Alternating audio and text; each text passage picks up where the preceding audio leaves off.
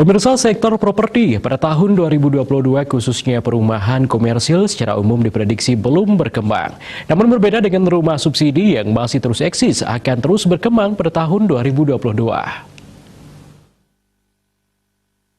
Perumahan komersil khususnya di Bali pada tahun 2022 dengan status pandemi COVID-19 secara umum diprediksi belum berkembang. Namun bagi pengusaha properti yang sudah punya nama dinilai masih bisa bertahan. Di samping itu khusus untuk rumah subsidi pada tahun 2022, pemerintah Indonesia menambah sekitar 200.000 rumah dengan anggaran 28 triliun. Ketua DPD Ray Bali, Ike Deswardito menyatakan, untuk di Bali pada bulan Januari masih menggunakan harga lama, yaitu 168 juta rupiah untuk rumah subsidi.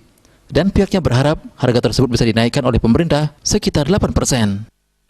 Tetap dengan kumpulannya, uang mukanya minimal bisa 1%, terus dapat bantuan uang muka. Dan di Bali untuk per bulan Januari ini memang kita masih pakai acuan harga lama yaitu 168 juta. Harapan kita mudah-mudahan ini lagi digodok di pemerintah pusat bisa naik kurang lebihnya sekitar 8%-an menjadi 175 sampai 180 juta.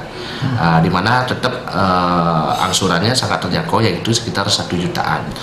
Potensi untuk ditumbuh tetap di dua segmen itu, yang komersil dengan subsidi. Memang yang subsidinya memang lebih tinggi potensi tumbuhnya karena dia dari backlog perumahan yang 15.000 itu subsidi menguasai sekitar 80% segmen pasarnya dia. Besar harapan berbagai pihak agar pariwisata kembali pulih, sehingga perekonomian di Bali semakin tumbuh. Di samping itu dengan adanya KTT G20 juga diharapkan dapat mendongkrak perekonomian, sehingga membangkitkan penjualan sektor properti di Bali. Andika, Bali TV.